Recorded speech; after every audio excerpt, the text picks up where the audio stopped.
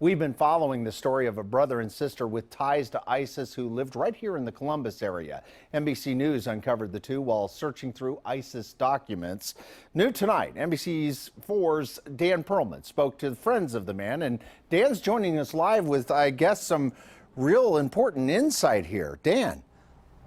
Yeah, you know, this is not something many of us would ever consider happening to any of our friends. So here in Columbus, still a lot of shock. To be honest, I'm still kind of in a little bit of disbelief. I sit back and I go wow, one of my friends joined ISIS. That is according to an NBC News report. Raisal Rayhan, the friend. Not what I expected at all. The teenager who NBC says joined ISIS alongside his sister and her husband.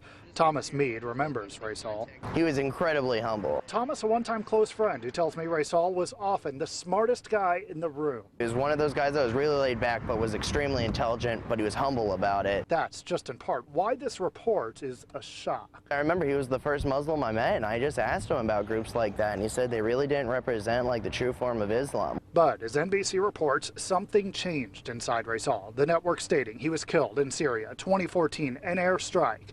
Now, a friend with the question so many of us have, what may have gone wrong? I just want to remember him as Raisal, the really smart, very nice, very helpful kid that I knew.